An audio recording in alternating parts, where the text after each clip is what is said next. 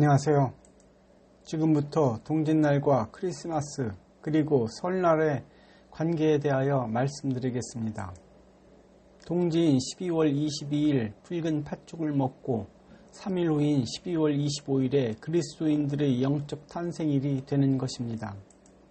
즉 12월 25일 예수님의 탄생이 내 안에서 예수님이 부활하는 날, 내가 그리스도인으로 태어나는 날입니다. 이것이 로마 황제와 유대 종교 지도자들이 예수님의 탄생일을 12월 25일로 지정하는데도 하나님께서 침묵하고 계셨던 이유입니다. 동지인 12월 22일 붉은 팥죽과 예수님이 탄생일인 12월 25일에 대하여 한번 알아보겠습니다. 사도 바울이 이렇게 말합니다. 너희가 전에는 어둠이더니 이제 주 안에서 빛이라. 빛이 자녀들처럼 행하라. 에베소서 5장 8절 말씀입니다. 우리는 지금까지 어둠 가운데 살아가고 있습니다.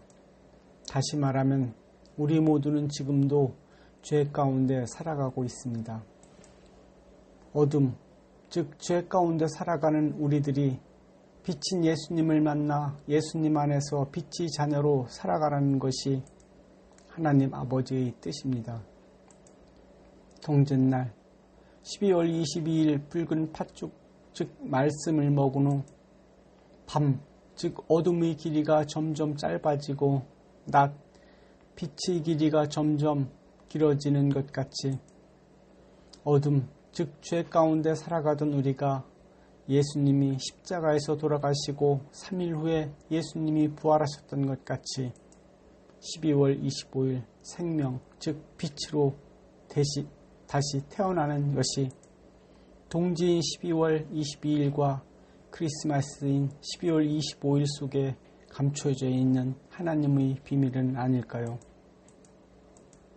그럼 동지인 12월 22일과 크리스마스인 12월 25일을 성경 말씀을 통해 한번 보겠습니다. 12월 22일 동지는 창세기 첫째 날입니다. 하나님이 이르시되 빛이 있으라 하시니 빛이 있었고 창세기 1장 3절 말씀입니다.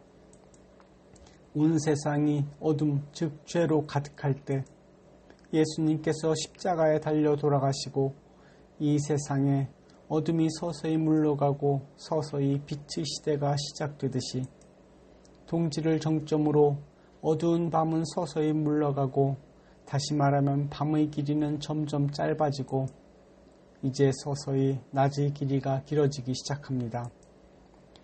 동짓날 붉은 팥죽을 먹기 전 집안 구석구석에 붉은 팥죽을 가져다 놓고 집안의 귀신을 쫓아내듯이 내가 예수님의 살과 붉은 피를 먹고 마시면, 즉 예수님의 말씀을 먹으면 내 안에 말씀이 들어와 내 안의 귀신, 즉 내 생각들을 쫓아내므로 내 안에 하나님의 나라가 이루어지는 것입니다.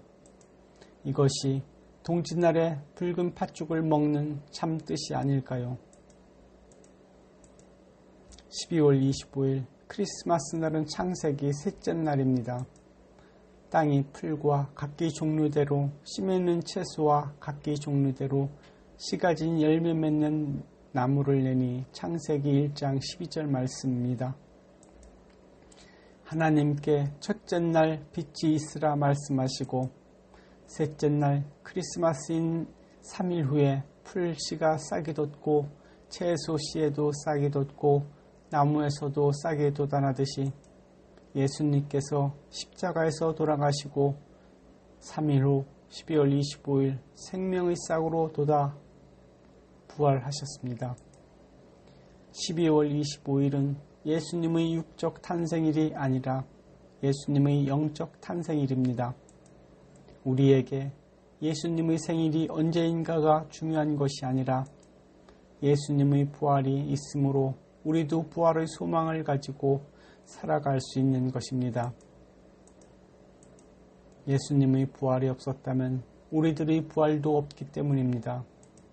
하나님께서는 굳이 로마의 황제를 통해 12월 25일 날을 예수님의 생일로 기념하게 하신 것은 이런 깊은 뜻이 담겨 있는 것이 아닐까요? 사람들은 예수님의 생일이 언제인가를 가지고 다툽니다. 그러나 예수님의 생일보다 더 중요한 것은 내 안에서 예수님이 부활하시는 것입니다.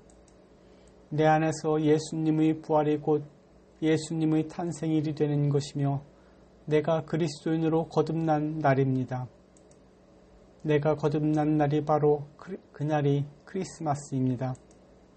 2000여 년 전 베들레헴에 오신 구세주가 오늘 내 안에 구세주로 오신 날이 되어야 합니다. 그래서 내 안에 구세주가 오신 날이 축제일이며 가장 기쁜 날이 되는 것입니다.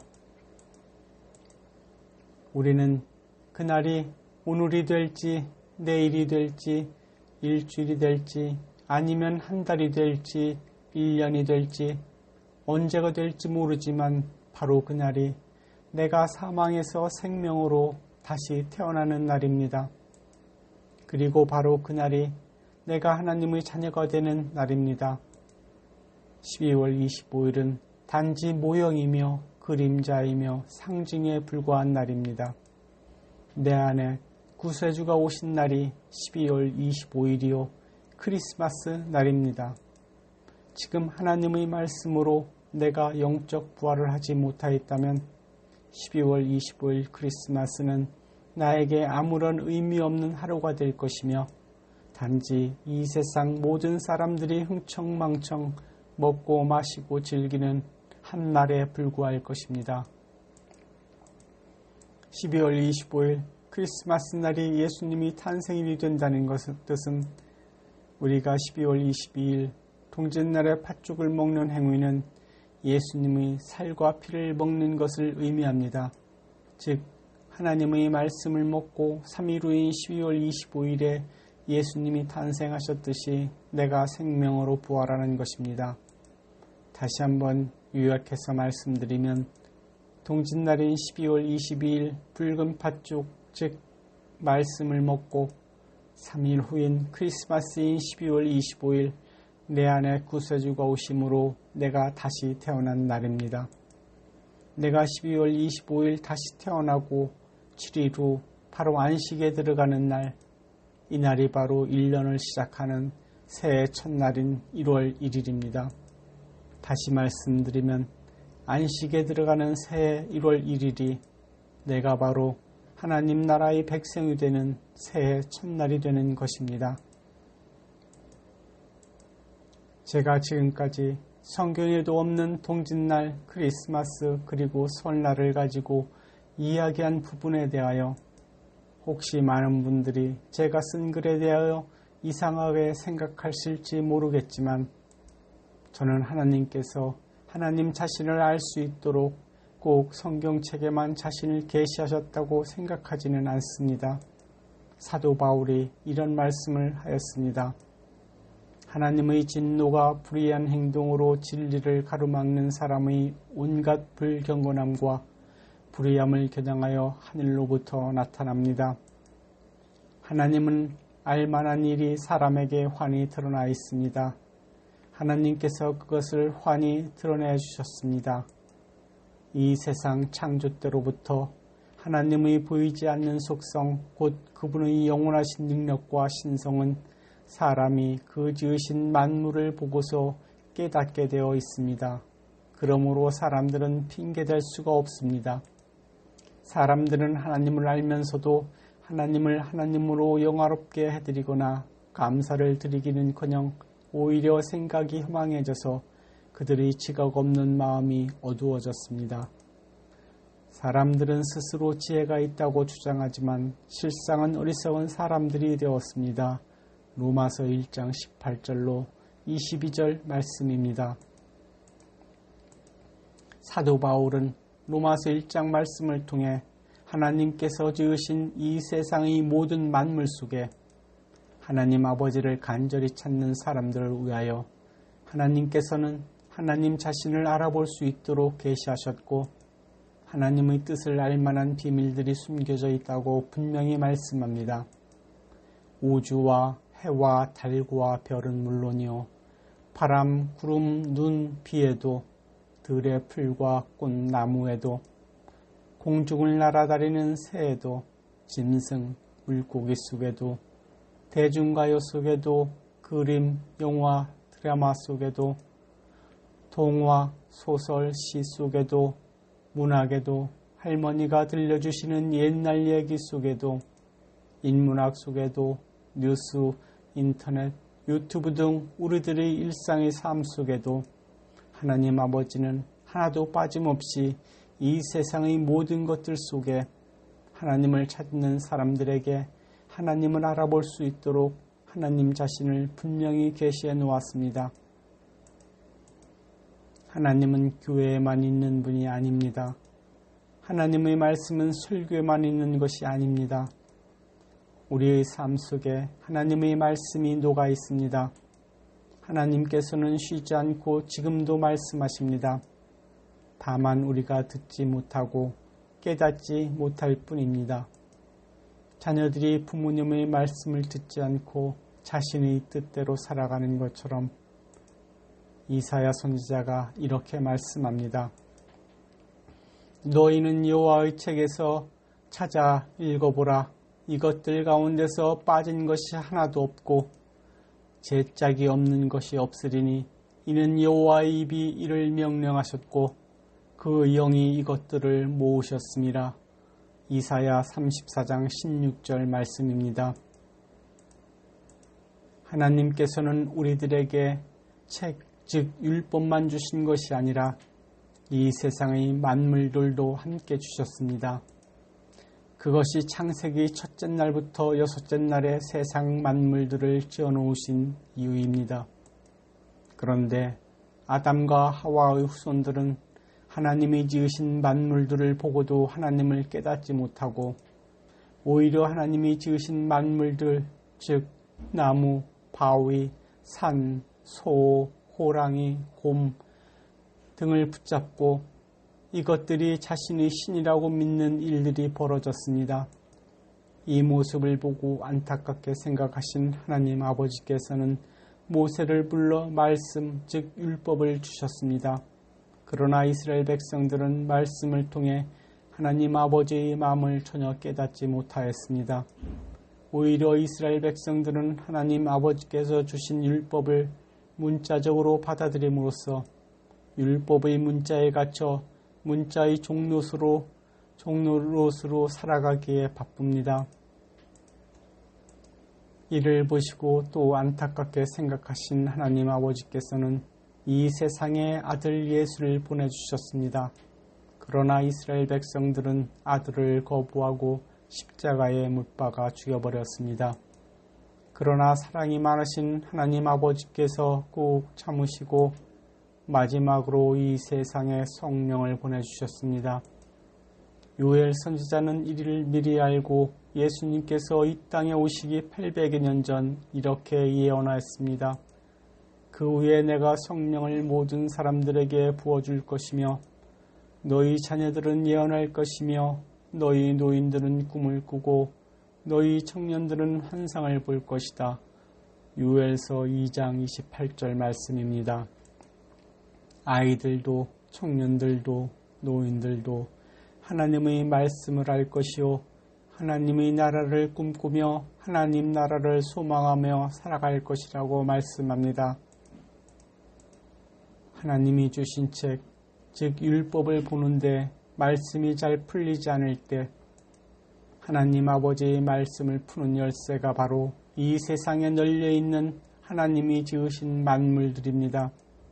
그런데 사람들은 왜 하나님을 알아보지도 못하고 하나님의 뜻도 분별하지 못하는 것일까요? 그리고 사람들은 왜 하나님의 음성을 듣지 못하는 것일까요? 마가는 그 이유에 대하여 이렇게 말합니다. 이 세상 걱정과 재물에 대한 유혹과 그 밖에 여러 가지 욕심이 들어와서 아버지의 말씀을 막아 열매를 맺지 못하게 합니다. 마가복음 4장 19절 말씀입니다. 햇빛을 가로막으면 식물들은 절대로 열매를 맺지 못합니다. 이와 마찬가지로 하나님께서 주신 말씀을 가로막아 열매를 맺지 못하게 하는 것은 우리들의 욕심과 탐욕 때문입니다. 욕심과 탐욕이 하나님과 나 사이를 가로막고 있기 때문입니다. 욕심이 우리의 눈을 어둡게 하여 말씀을 굽게 하였습니다. 욕심이 우리의 귀를 둔하게 하여 성령이 우리에게 하시는 말씀을 듣지 못하였습니다. 이 모든 일은 우리의 탐욕, 욕심이 우리의 눈과 귀를 막았기 때문입니다. 그럼 내 안에 가득 찬 욕심을 어떻게 하여야 할까요? 내 안에 가득 찬 욕심을 제거하는 방법에 대하여 사도 바울이 이렇게 말씀합니다. 내가 이르노니 너희는 성령을 따라 행하라. 그리하면 육체 욕심을 이루지 아니하리라. 갈라디아서 5장 16절 말씀입니다. 성령을 따라 살면 탐욕과 욕심이 틈타지 못한답니다. 참 쉽죠. 여러분은 참 하나님을 만나셨습니까? 가짜 하나님 말고 진짜 하나님이요. 아직 못 만나셨다고요. 그럼 진짜 하나님을 만나고 싶습니까? 그럼 지금부터 열심히 찾고 구하고 두드리십시오. 내가 또 너희에게 이르노니 구하라. 그러면 너희에게 주실 것이요. 찾으라. 그러면 찾아낼 것이요. 문을 두드리라. 그러면 너희에게 열릴 것이니 너희가 갈지라도 좋은 것을 자식에게 줄 알거든. 하물며 너희 하늘 아버지께서 구하는 자에게 성령을 주시지 않겠느냐. 누가복음 11장 9절로 13절 말씀입니다. 여러분, 하나님 아버지께서는 자신을 간절히 찾는 자들을 만나 주시겠답니다. 나를 사랑하는 자들이 나의 사랑을 입으며 나를 간절히 찾는 자가 나를 만날 것이니라. 잠언 8장 17절 말씀입니다. 감사합니다.